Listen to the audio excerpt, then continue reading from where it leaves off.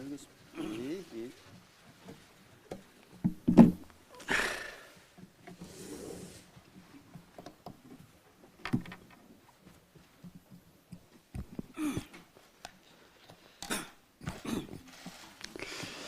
총선이 85일밖에 남지 않았지만 선거제 논의가 아직도 공전 중입니다. 민주당이 민의를 투표에 어떻게 충실히 반영할지 고민하기보다 당내 이해관계에 매몰되어 입장을 정하지 못하고 있기 때문입니다. 당의 공식적인 입장이 정해져 있지 않다 보니 민주당 내에선 현 제도를 유지하면서 야권을 아우르는 비례연합정당을 결성하자는 군소야당의 제안에 동조하는 목소리까지 나오고 있습니다. 비례연합정당은 결국 선거가 끝나면 갈라질 운명으로 어떤 명분을 내세우더라도 야합을 통해 의석수를 늘리려는 꼼수에 불과합니다. 정말로 비례연합정당이 만들어진다면 통일된 비전이나 정책 제시 없이 네거티브에만 치중해 이미 혼탁한 선거를 더 혼탁하게 만들고 4년 전보다 더 심하게 표심을 왜곡할 우려가 큽니다. 준연동형 비례제는 국민 눈 가리고 자기들끼리 의석 나눠먹기 하겠다는 것입니다. 더 황당한 것은 자기들끼리 의석을 나눠 먹겠다면서 국민들은 국회의원을 어떻게 뽑는지 몰라도 된다는 아나무인격입니다.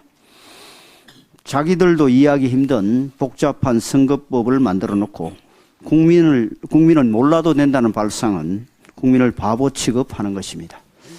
선거제는 국민 누구나 이해할 수 있도록 쉬워야 하고 민의를 명확하게 반영해야 합니다. 또한 선거에서의 선택이 선거 이후의 의회 구성에도 연속성 있게 반영되어야 합니다. 21대 총선은 이런 면에서 실패한 정치 실험이었습니다. 국민들께서 연동형 비례대표제의 복잡함과 위성정당의 출현에 전례 없는 혼란을 겪었고 선거 이후엔 군소정당의 이합 집산으로 상당한 피로감까지 느꼈습니다. 결국 국민께 효능감을 준 총선이 아니었다고 생각합니다. 따라서 우리 당은 병립형 비례대표제의 복원을 주장합니다. 그 선출 방식이 국민들께서 이해하기 쉽고 정당이 내세운 정책과 공약을 바탕으로 책임 있는 경쟁을 가능하게 하기 때문입니다. 어떻게 하면 상대의 의석을 한 석이라도 줄일 수 있을지, 어떻게 하면 자기 진영의 영향력을 조금이라도 늘릴 수 있을지 계산하는 선거제는 이미 그 의도부터가 잘못된 것입니다. 민주당이 21대 국회 4년간 국민께 보인 모습이 떳떳하다면 더 이상 군소 야당의 뒤에 숨을 것이 아니라 병립형 비례대표제로의 회귀를 선언하고 총선에서 당당하게 승부하자고 제안드립니다. 어제 농해수위 안건조정위원회에서 민주당이 양곡관리법 개정안을 단독 처리했습니다. 지난번과 같이 이번에도 무소속 상태인 윤미향 의원이 안건조정위원회에 포함돼 단독 처리를 도왔습니다. 안건조정위를 무력화시키기 위해 위장 탈당을 하거나 사회적 물의를 빚고 탈당한 의원을 유사시 활용하는 민주당의 방식이 의회 정신을 비웃는 아주 나쁜 선례로 자리 잡았다는데 탄식하지 않을 수 없습니다. 작년에 폐기된 양곡관리법 개정안은 이재명 대표가 1호 민생법안으로 힘을 실은 법안이었지만 시장 왜곡과 과잉 공급을 초래할 뿐만 아니라 과도한 재정 소요를 유발하는 문제가 있었습니다. 문재인 정부에서도 같은 이유로 추진하지 않았던 법안인데 민주당은 대통령의 거부권 행사를 유도해 정부에 부담을 주겠다는 정략적 의도로 본회의를 통과시켰습니다. 이번 법안 역시 민주당은 과도한 조항들이 완화됐다고 주장하지만 시장의 자율적 수급 조절 기능을 훼손하고 국가 재정에 부담을 주는 등 원 법안이 가지고 있던 문제들을 그대로 가지고 있으며 대상을 배추, 무, 고추, 마늘, 양파 등으로 대폭 확대시켜 포퓰리즘적 성격이 더욱 강해졌다는 점에서 여당과 정부의 반대 입장은 마찬가지입니다. 대통령께서 거부권을 행사하지 않을 수 없었던 양곡관리법은 민주당의 파행적 국회 운영이 본격화된 시점이기도 합니다.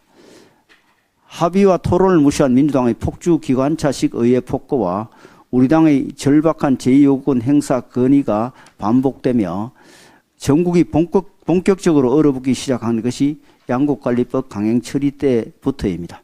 이후 국회는 민생에 대한 논의가 아닌 정쟁으로 가득 찼고 지금까지 1년 넘게 국민들께 부끄러운 모습을 보이고 있습니다.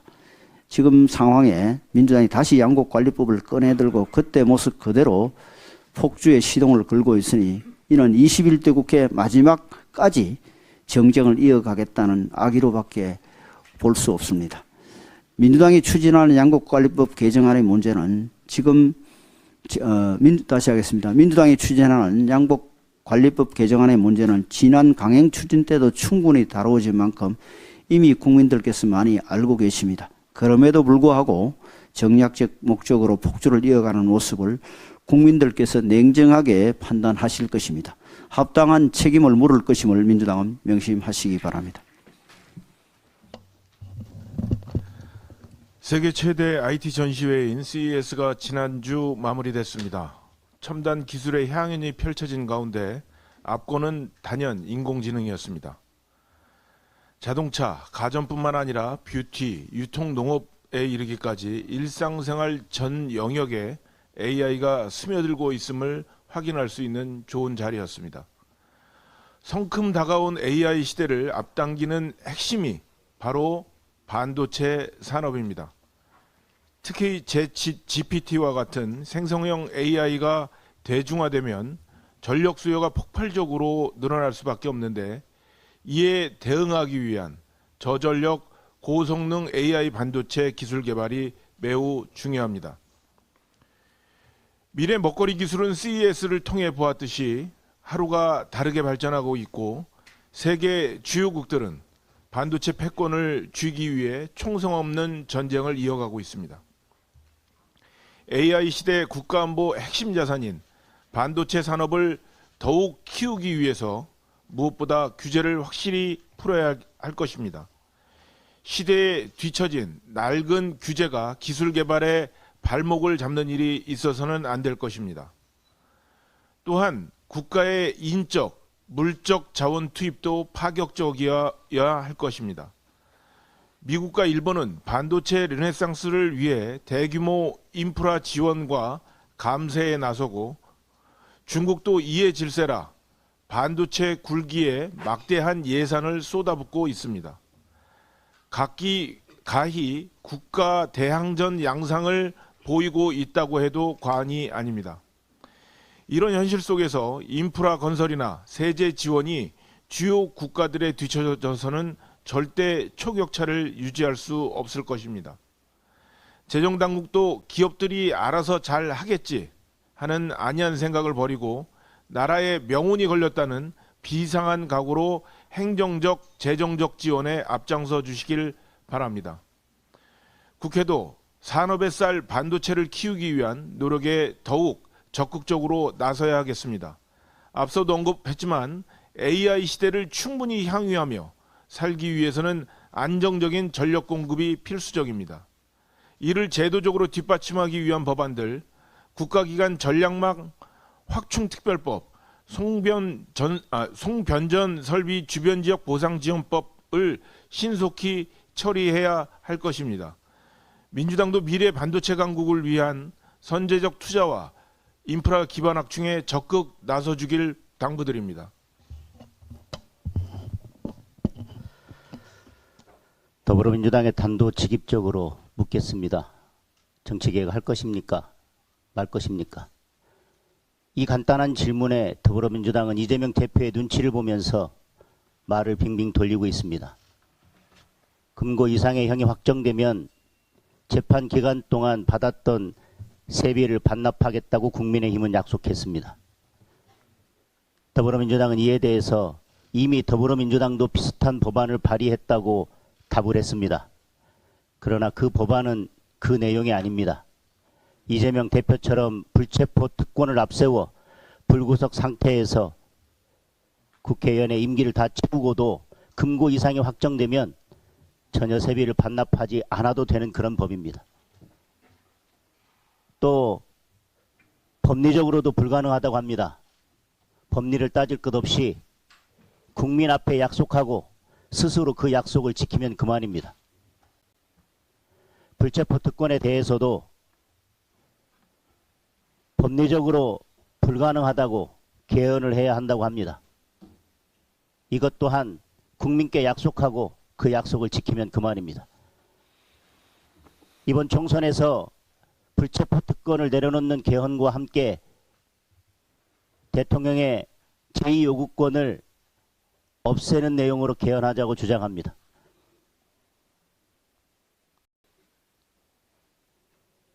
나부터 내려놓고 정치 개혁을 하자고 했더니 너부터 내려놓으라고 지금 때를 쓰고 있습니다. 마음에 들지 않으면 검찰의 수사권도 없애고 경찰의 수사권도 없애고 감사원의 감사권도 없애고 이제 대통령의 제2요구권까지 없애자고 합니다. 국민의힘은 말을 지키고 더불어민주당은 말을 바꿉니다. 국민의힘은 나부터 내려놓겠다고 말하고 더불어민주당은 너부터 내려놓으라고 말합니다. 정치개혁은 너부터 시작하는 것이 아니라 나부터 시작합니다. 단도직입적으로 말씀드리겠습니다. 국민의힘은 정치개혁 하겠습니다.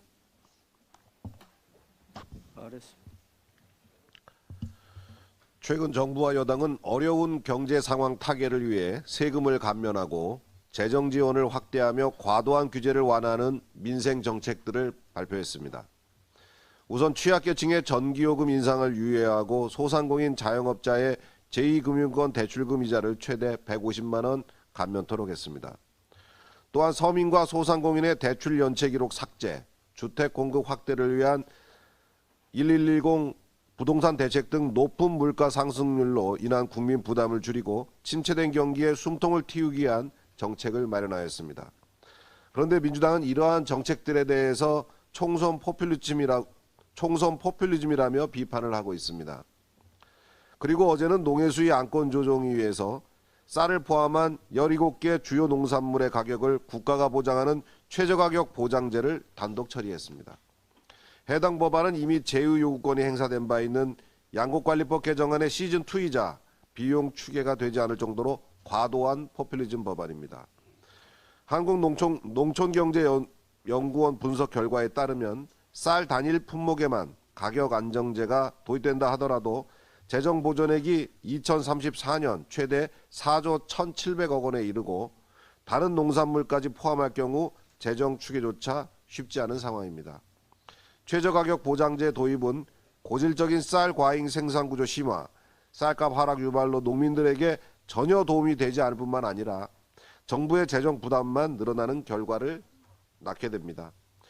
정부와 여당이 내놓은 정책은 총선 포퓰리즘이고 안건 조정위를 무력화시키고 단독 처리한 포퓰리즘 법안은 민생 정책이라는 민주당의 이중적 태도가 매우 개탄스럽습니다. 민주당이야말로 총선을 앞두고 표 계산에만 급급해 국민 부담을 가중시키는 포퓰리즘 정책 남발을 즉각 멈춰야 할 것입니다. 발언하실 의원님들 오늘 좀 많으시. 왼쪽부터 할까요? 우리 장관님 하십시오. 농해수위 간사 이달권입니다. 어제 제가 농해수위에서 안건조정위원회 현장에 있었기 때문에 좀 더 상세히 말씀을 드리겠습니다. 어제 농해수위의 안건조정위원회는 일종의 국회에 저열한 변종 바이러스가 나타난 것과 같습니다. 안건조정이라는 것은 실제로 여야 간에 이견이 생기는 것을 수기하기 위해서 우리 선배 국회의원들이 90일간 숙려하라고 만든 제도입니다. 그런데 여당은 그 원칙을 지키려고 노력했습니다만은 야당 구성에 있어서도 윤미향 의원을 넣으면서 4대2 구조를 끌고 갔습니다. 그리고 어제는 법안 6개를 심사했습니다. 반 시간 만에 법안 6개를 수기한다고 하면서 자기들의 목적은 양곡관리법을 통과시키는 것입니다. 양곡관리법은 아시는 바와 같이 시장의 작동을 정부가 의무적으로 개입해서 멈추게 하는 것입니다. 이것은 아주 저열한 좌파 정책입니다. 그렇기 때문에 그 실로 목표나 방식은 전번에 대통령께서 제의 요구한 그 법안과 동질 유사합니다. 그렇기 때문에 이것은 어떻게 보면은 일사부지의 원칙에도 어긋나는 그런 결의를 한 것입니다. 저희들은 어제 있었던 난건조정위원회의 결의를 도저히 받아들일 수 없고 상임위원회가 열릴 시 이 부분에 대해서 문제점을 지적하고 반대를 계속해 나갈 예정입니다. 이상입니다. 동일 임기 내에 제2요구권 행사에서 재표결해서 부결된 법안을 다시 이렇게 발의해가지고 법안을 처리하겠다고 한 사례도 아마 전대미문일 겁니다. 정말로 해도 민주당의 정말 숫자만 믿고 하는 의회 이 폭거가 정말 국민들이 어떻게 생각할지 국민은 안중에도 없는 것 같습니다. 예. 네. 이렇게 오죠. 이미자 간사님 하시고 연락 넘어오시죠. 예. 네, 한노희 간사 이미자 의원입니다. 저출산 정책 발목 잡는 민주당을 규탄합니다. 통계청 자료에 의한 최악의 시나리오에 따른 학계 출산율을 보게 되면은 2023년 작년에 0.71, 올해에 0.67, 내년에 0.63, 26년에는 0.59로 떨어진다라고 합니다. 건강보험심사평가원은 2021년 난임 치료를 받는 환자는 약 25만 2천 명 중에서 남성 난임 환자가 전체 35.4%인 9만 명에 달한다고 합니다. 따라서 전문가들은 저출산 정책에서 가장 시급한 것은 난임 부부를 지원하는 것과 일가 육아 병행 가능한 유연한 노동 환경을 조성하는 것이라고 했습니다. 따라서 한국보건사회연구원이 15일 난임 시술을 받은 남성의 심리 사회적 어려움을 공개했습니다. 그에 따른 연구팀 남성 난임자들의 겪는 어려움을 시술 경험이 있는 사람들로부터 심층 인터뷰를 했는데 그 내용은 이렇습니다. 첫째, 난임 진단 직후 복합적 경험이라든가 가족들로 인한 스트레스 증가, 배우자와의 관계 악화, 난임 시술 공개에 대한 스트레스와 부담, 사회적 지지 체계 부족, 이런 공통 경험을 갖고 있고, 또한 직장에 휴가 내기가 어렵고 시술 일정은 보통 가기 전에 결정해야 되는데 휴가 일정을 회사에 미리 알리기가 어렵고 중요한 업무와 시술 일정이 겹치면 휴가도 낼 수 없다는 것입니다. 또한 고환 채취술은 일주일가량 휴식이 필요한데 여기에 대한 대책도 하루밖에 안 주고 급여 제한적이고 약제비도 여성의 몇 배가 되는데도 이런 모든 부분 경제적 부담이 큰데도 불구하고 여성 중심으로 설계된 난임치료 정책에 남성도 포괄적으로 포함해달라는 호소가 있었습니다. 이와 관련돼서 윤석열 정부는 20대 대통령 대선 공약집에 여러 가지 출산 준비부터 산후조리까지 국가 책임을 강화하겠다고 약속한 바 있습니다. 따라서 2024년도의 정책에 의하면은 난임 부부 시술비 지원 사업의 소득 기준 철폐했습니다. 횟수 제한 완화 16회에서 20회로 했습니다. 남성 난임 검사 비용 무료했습니다. 자녀 출생 후 1년간 100만 원 부모급여 제공했습니다. 그러나 고용노동부에 관련돼 있는 난임 휴가 기간을 3일에서 7일로 확대하는 거라든가 또한 배우자 출산 휴가 기간 및 육아휴직 기간 확대, 즉 배우자 출산 휴가를 현행 10일에서 20일로 연장하는 것과 육아휴직 기간을 현행 남녀 각각 1년에서 1.5년씩 해서 총 3년을 연장하는 부분에 대해서는 정부 측에서 제안했음에도 불구하고 또 법안을 발의했음에도 불구하고 민주당이 심의해 주지 않아서 이 부분이 12월 18일 날 한 발짝도 나갈 수가 없었습니다. 존경하는 국민 여러분, 저출산 정책을 발목 잡는 민주당을 혼내주시기 바랍니다. 이상입니다. 정겸식 간사님. 예, 법사위 간사인 정겸식 의원입니다. 이재명 민주당 대표의 최측근으로 불리던 김용 전 민주연구원 부원장이 작년 11월 30일 1심 재판에서 불법 정치자금 및 뇌물수수 혐의로 징역 5년형을 선고받고 법정 구속되었습니다. 어제는 김용 전 부원장 재판 과정에서 이모 전 경기도 시장상권진흥원장에게 거짓 알리바이 증언을 종용한 혐의를 받은 이재명 선대위 상황실장 출신인 박모 씨와 서모 씨에 대한 구속영장이 발부되었습니다. 검찰은 김용 전 부원장이 대장동 일당으로부터 수수한 불법 자금 가운데 1억 원을 2021년 5월 3일 성남시 분당구 유원홀딩스 사무실에서 받은 것으로 특정했는데 박모 씨 등이 해당 날짜에 김 전 부원장이 다른 곳에 있었던 것처럼 거짓 알리바이를 꾸며낸 정황이 드러난 것입니다. 이들이 허위 알리바이를 만들기 위해 법정에서 위정하고 증거까지 조작해 제출하는 중대범죄를 저지른 이유가 과연 무엇 때문이겠습니까? 진정 누구를 위해 자행된 위정이었겠습니까? 이번 구속영장 발부로 대장동 일당들과 이 대표를 연결하는 핵심 고리인 김용을 무죄로 만들어 불똥이 이재명 대표에게 떨어지는 걸 차단하기 위한 그들의 무리한 술수였다는 것이 만천하에 드러났다 해도 과언이 아닐 것입니다. 이 사건의 몸통인 이재명 민주당 대표 본인도 검사 사칭 사건 재판에서 위정을 교사한 혐의로 기소돼 재판을 받고 있습니다.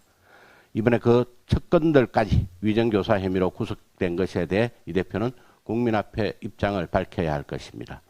이런 상황임에도 민주당은 줄곧 야당 탄압 프레임을 고집하면서 이에 대해 반성하기는커녕 되레 정권과 검찰 등을 비난해온 바 있습니다. 부끄러움을 전혀 모르는 몰염치의 극치를 보여주고 있습니다. 국민을 우습게 보는 이런 적반하장 행태를 일삼고 있는 민주당에 대한 국민의 신뢰는 이미 무너졌습니다. 검찰과 법원은 이 대표를 비롯한 관련자들에 대한 위정교사 및 불법 자금 사용처 등에 대한 수사와 재판을 서둘러야 될 것입니다. 신속한 수사와 재판만이 부패 비리의 재발을 막고 법치주의를 바로 세울 수 있는 길이 될 것이라는 점을 강조합니다. 이상입니다. 또 문체위 간사. 문화체육관광위원회 간사 이용호입니다. 스트레스 안주는 비정치적인 내용입니다. 오는 19일부터 시작되는 2024 강원 동계 청소년 올림픽 대회가 사흘 앞으로 다가왔습니다. 이번 강원 동계 청소년 올림픽은 아시아에서 최초로 개최되는 대회라 더욱 의미가 있습니다. 잼버리 실패를 교훈 삼아 긴장의 끈을 놓지 않고 준비해 오신 조직위와 문체부, 강원도 등의 노고에 감사드립니다. 또한 올림픽 현장에서 손과 발이 되어주실 운영 인력들과 자원봉사자 분들께도 감사의 말씀을 드립니다. 조직위는 세계 각국의 많은 청소년들이 함께하는 만큼 원활한 경기 운영은 물론 선수들의 숙소, 식사, 위생, 안전사고 등에도 꼼꼼하게 대비책을 마련해 주시기를 당부드립니다. 무엇보다 어린 나이에도 밤낮 없이 훈련에 매진해 온 각국 선수단과 우리 팀에 큰 응원의 박수를 보냅니다. 자신과의 싸움에서 꿋꿋이 이겨낸 여러분은 결과와 상관없이 이미 승자입니다. 청소년 올림픽은 그간 선수들이 열심히 훈련한 성과를 확인하는 곳이지만 동시에 도전 정신을 배우고 선수들 간 우정과 화합의 가치를 나누는 행사입니다. 청소년 올림픽에서 메달 순위를 집계하지 않는 이유이기도 합니다. 다가오는 총선에서도 우리 국민의힘은 공정하게 경쟁하고 우직하게 민심만을 받들어서 국민께 박수받는 총선을 만들어 나가겠습니다. 다시 한번 2024 강원 동계 청소년 올림픽 대회의 성공적인 개최를 응원하고 국민들의 많은 관심과 성원을 당부드립니다.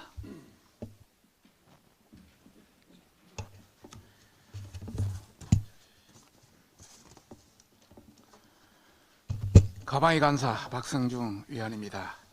오늘은 MBC 자막 조작 관련해 석고대죄하라는 내용과 불법을 저지른 범법행위를 저지른 방심위원 사퇴 촉구 내용 두 건입니다. 법원도 정정 보도를 요구한 MBC 자막 조작 보도는 MBC는 적법한 절차에 따라서 정정 방송하고 국민 앞에 석고대죄하라. 가짜뉴스를 남발하는 MBC를 방기하는 권태선 이사장 그리고 안형준 사장은 당장 사퇴하라는 내용입니다. 법원이 MBC가 자행한 윤 바이든 날리민의 조작 방송이 2022년 9월 20일 날 됐습니다. 조작 방송에 대해 정정 보도를 선고했습니다. 올해 1월 12일입니다. 만시지탄이지만은 지극히 정상적인 판결입니다.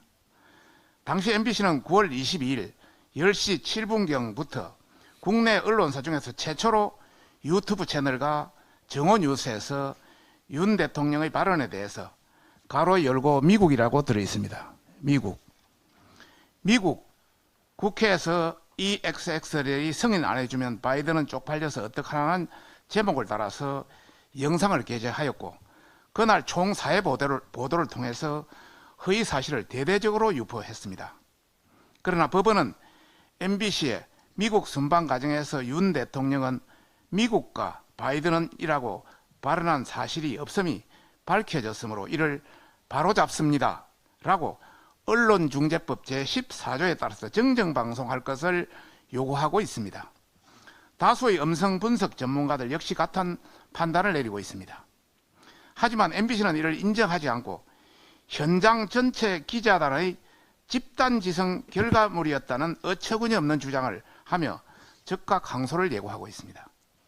음성 분석 전문가들조차 분별할 수 없는 내용을 확인도 하지 않고 단정적으로 자막을 넣은 것은 집단지성의 결과물이 아니라 허위 조작 범죄일 뿐입니다. 심지어 MBC는 법원의 판단 이후 보도에서 보시면은 법원의 판단 이후 보도에서 미국이라는 용어를 아예 뺐습니다. 미국이라는 가로알의 단어를 양심도 제외하면서 국민을 호도하고 있습니다. MBC와 같은 이런 허위 사실 유포 범죄자들이 오히려 더 큰 소리를 내는 이런 천인공노할 일이 또다시 발생하고 있는 것입니다. 민주당과 MBC에 강력히 경고합니다. 국민들은 가짜 뉴스를 남발하는 민노총 언론노조에 장악된 노영방송 MBC가 공영의 자격을 계속 유지한다는 것 자체가 어불성설이라고 말하고 있습니다. 이에 방심위는 밀어놨던 자막 조작 방송에 대한 심의를 즉각 진행하여 MBC에 대한 최고 수준의 징계를 해야 할 것입니다. 방통위는 MBC의 공영방송 자격 여부와 재승인 제허가 문제를 심도 있게 검토해야 할 것입니다. 박문진 건태선 이사장은 이번 사건을 포함해서 감산 간사 청구를 불법으로 거부한 직권남용 등의 책임을 지고 사퇴해야 할 것입니다. 안영준 MBC 사장도 개인 비리와 MBC가 자행한 조작 편파 방송으로 인해 향후 MBC가 재승인 제허가에 심각한 영향을 끼칠 것이 자명하므로 국민 시청권을 더 이상 위협하지 말고 지금 당장 사퇴할 것을 강력히 경고하는 바입니다. 한 가지 더 말씀드리면 사상 초유의 욕설, 폭행, 비밀 누설한 방송통신심의위원회를 모독한 옥시찬, 김유진 의원은 즉각 사퇴하라는 겁니다. 최근 민주당 추천 옥시찬, 김유진 방심위원이 방통위 설치법에 규정된 비밀 유지 의무를 위반한 것도 모자라서 정기회의 중에 유일인 방심위원장의 욕설과 폭력 테러를 자행한 것은 자행하는 위원회를 모독하는 일이 벌어졌습니다. 이런 범법 행위를 자행한 것만으로도 당연히 방통위 설치법 8조, 공무원법 56조에 따라 해촉될 수 있습니다. 특히 방심위원은 저널리즘 기반의 윤리성과 뛰어난 전문성이 있어야 합니다. 그러나 옥시찬, 김유진 의원은 방심위원으로서 갖춰야 할 기본 소양을 갖추지 못했을 뿐더러 인격에도 큰 하자가 있습니다. 이런 자들을 추천한 민주당의 수준이 개탄소를 뿌립니다. 옥시찬, 김유진 방심위원에게 강력히 경고합니다. 두 의원은 방송통신심의위원회를 모독하고 위원회의 기능을 마비시킨 것에 대한 책임을 지고 즉각 사퇴할 것을 경고하는 바입니다. 예, 기획재정위원회 유성걸 의원입니다. 우리나라의 방위 산업 말하여 K 방산이 그동안 무기 성능 대비해서 가격 경쟁력 등으로 해서 눈부신 성장을 해왔습니다. 재작년 2022년 기준으로 해서 K 방산은 세계 무기 수출 시장에서 점유율 2.8%, 세계 8위를 기록을 했습니다. 174억 달러에 이르는 수출을 기록했다는 말씀을 드립니다. 지난해 역시도 K방산 기업들의 총 수출이 130억 불을 달성을 했습니다. K방산이 반도체와 또 2차 전지 산업에 이어서 미래 먹거리 첨단 산업으로 지금 현재 부상을 하고 있는 그런 상황입니다.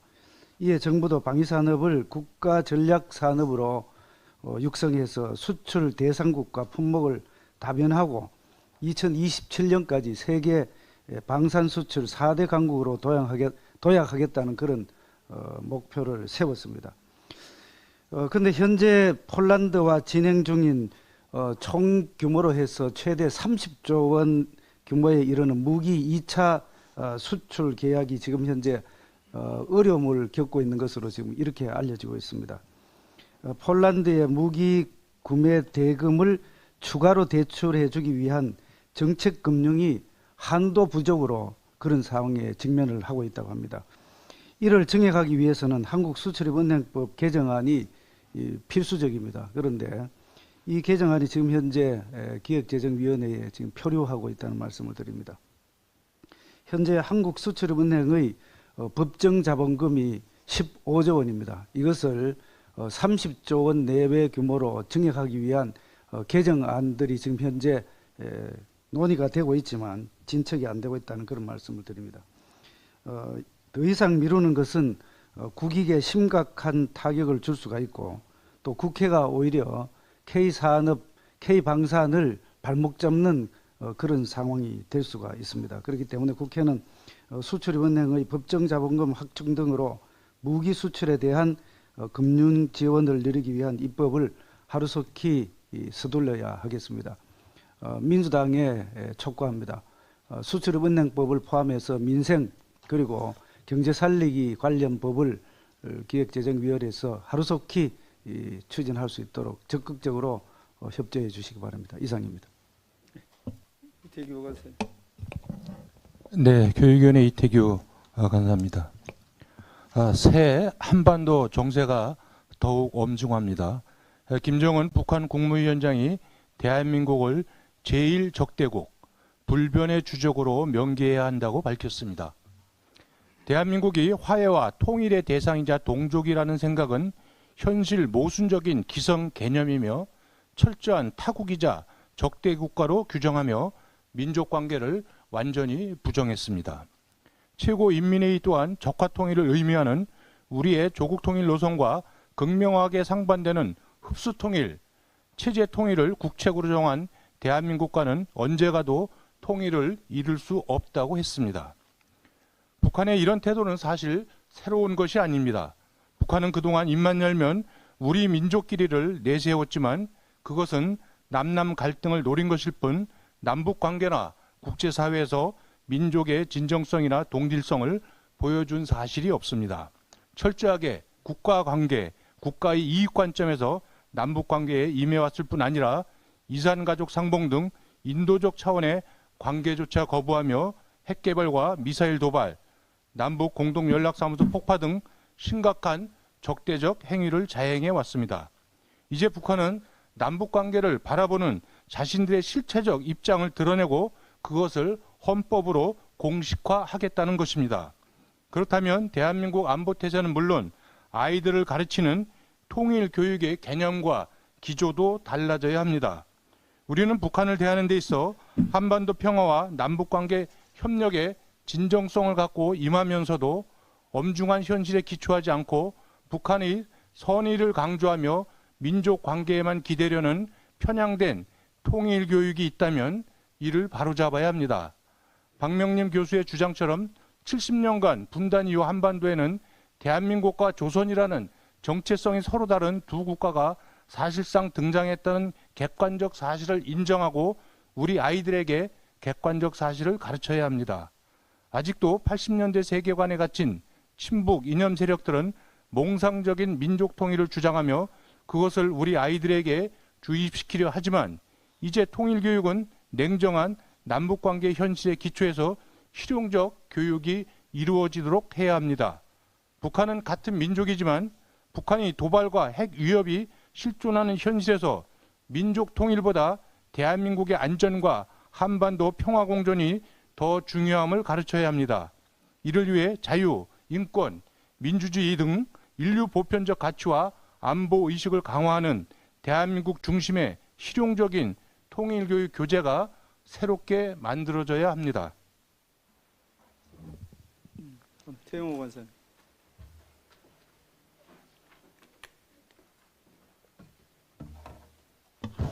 지난해부터 북한이 미사일 오래 잠수함 등 종류별로 신무기를 잇따라 내놓고 있습니다. 특히 그제 북한이 시험 발사한 극초음 중장거리 고체연료 탄도미사일은 현존하는 한미의 미사일 방어 체계 시스템으로 여겨가기 힘든 미사일이라고 합니다.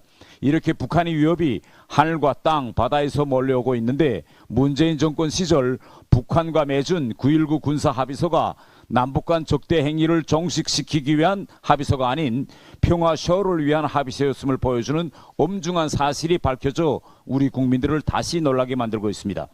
문재인 정부가 그렇게 잘했다가 떠들던 남북의 최전방 감시 초소인 GP 파괴가 우리만 제대로 파괴하고 북한의 GP 지하 핵심 시설 파괴 여부는 확인도 검증도 하지 않은 채 북한만을만 믿고 불능화되었다고 국민을 속였다는 것입니다.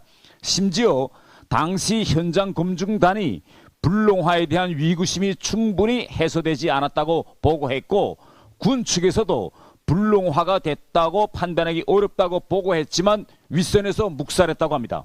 결국 최근 우리 군은 북한이 지난해 연말부터 북한이 파괴했다던 GP에서 지하시설을 활용하고 있는 정황을 확인했고 이같이 신속한 지하시설 사용으로 볼 때 문재인 정부의 북한 GP 불능화 주장과는 달리 파괴되지 않은 것으로 추정하고 있습니다.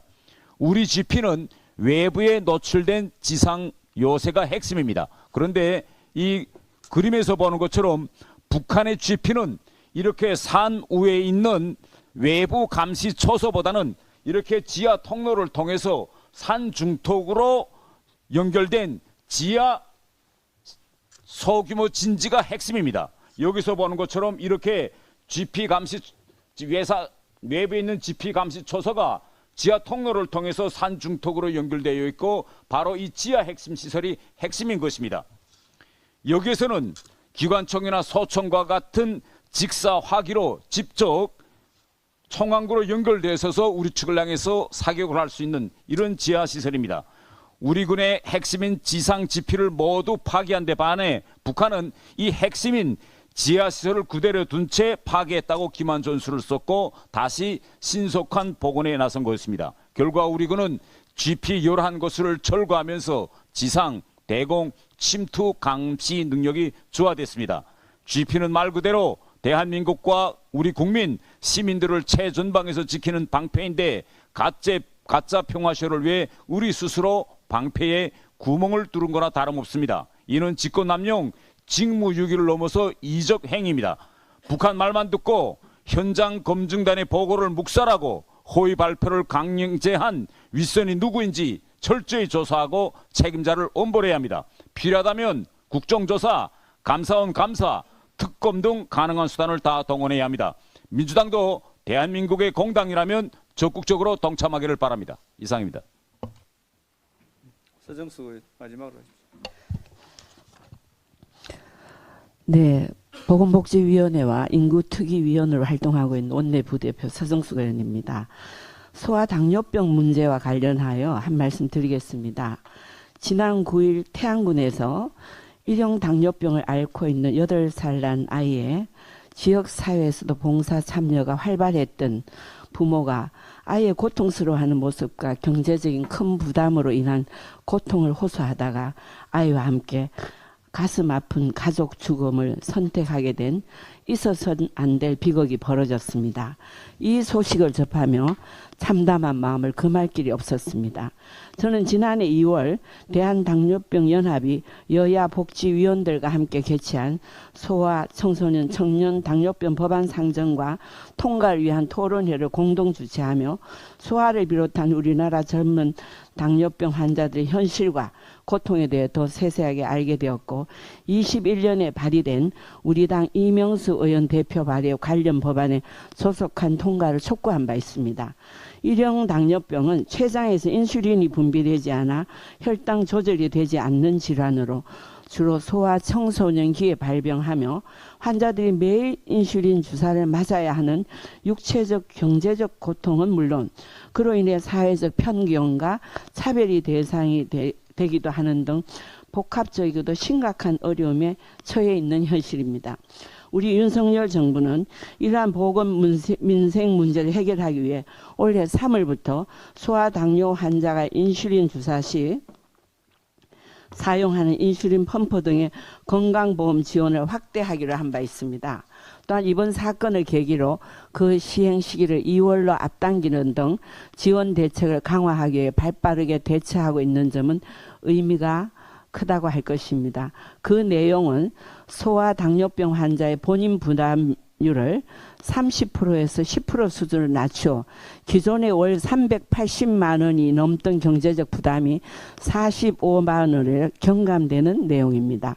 그러나 강화된 지원책만 가지고는 소아 당뇨 환자와 그 가족들의 부담과 고통을 해소하기는 여전히 한계가 있는 상황이어서 추가적인 대책에 대한 신속한 검토가 필요합니다. 한국소아당뇨인협회에 따르면 소아당뇨를 원활히 치료할 수 있는 병원은 전국에 76곳으로 비수도권 지역 126개 시군 가운데 거의 90%에 가까운 113개 지역에는 관련 병원이 전무한 상황입니다. 소아당뇨 치료를 위한 의료 인프라가 부족하다는 것을 절감할 수 있는 대목입니다. 이것은 즉 필수 의료와 의료 불균형의 문제이기도 합니다.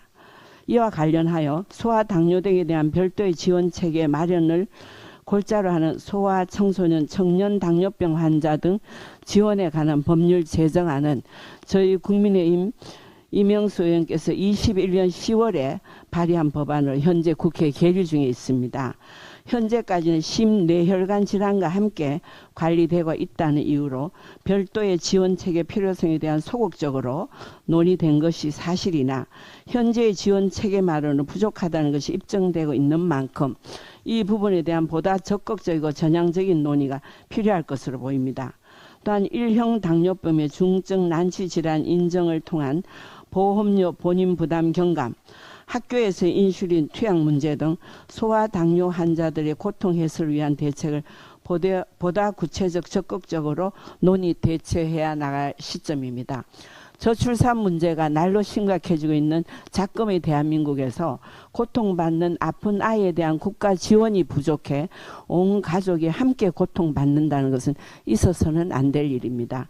소아 당뇨 환자들이 겪는 고통과 국가적 지원 필요성에 대한 국민적 공감대가 형성되고 있는 만큼 관련 대책의 추가적 도입에 대해 정부가 우선적 적극적으로 나서 주실 것을 당부드립니다. 국회에서도 법안 통과도 더 적극적으로 임하도록 노력하겠습니다. 특히 다수당인 민주당이 소수당인 집권 여당의 민생 챙기는 법안에 귀 기울여 고통받는 약자 국민들의 민생에 함께 힘을 쏟고 본연의 의미에 충실해 주시기를 간곡히 부탁드립니다. 네.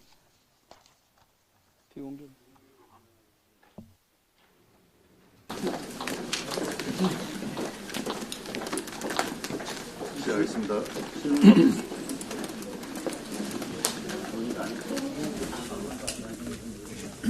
대표님, 그 이태원 특별법 제6호권 건의는 언제쯤 하실까요?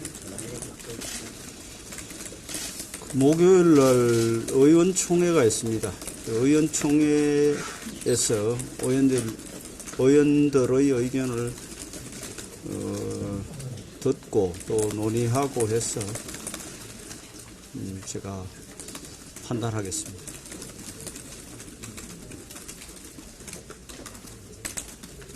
선거제 협상이 정개특위 차원에서는 좀 늘어지고 있는 것 같은데 원대께서 직접 민주당 원대와 협상이 임하실 계획입니다.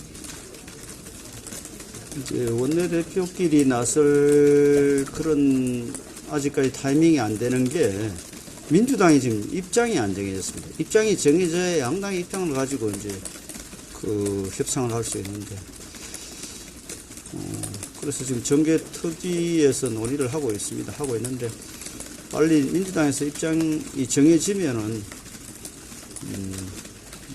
원내대표끼리 또 만나서 최종적으로 논의를 해야 될 것 같습니다.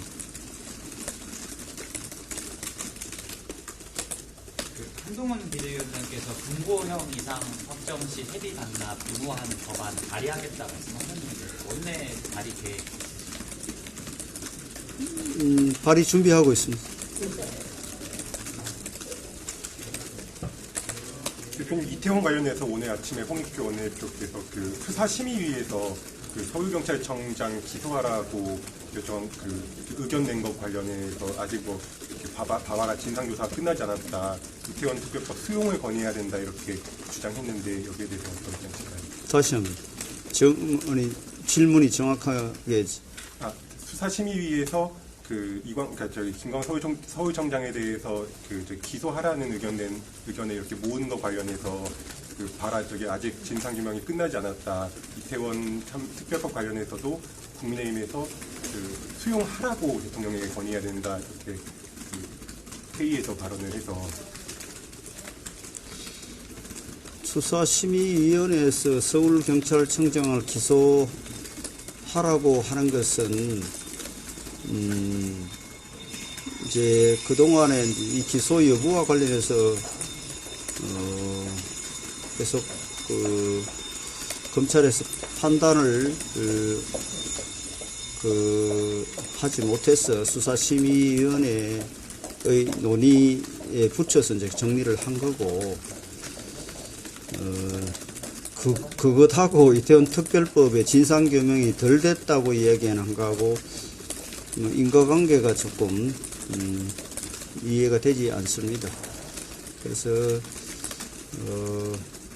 대부분은 수사를 통해서 기소했고, 재판을 받아서 또 일부는 선고가 나와 있고, 또 국정조사도 했고, 사실상 뭐 조사는 충분히 했다고 우리는 보고 있는 겁니다. 그래서 어떻게 하면 피해자와 유가족들을 지원하고 또 이 재발 방지를 어떻게 할 것인가, 이런데 논의의 초점이 모아져야 된다고 우리 당은 생각하고 있습니다. 그 선거제 협상 관련해서 그래도 좀 생각하고 계신 시한이 있으실까요? 언제까지나 해야 될까요?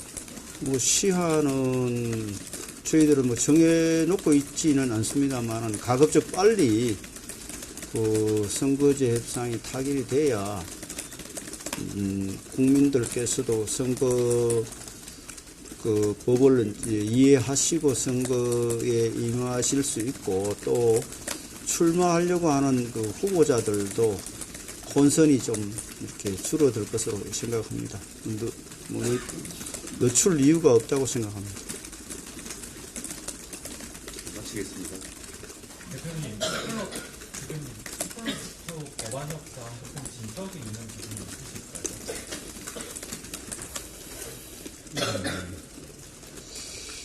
지난 12월 임시국회 때 2+2 이제 협상을 해서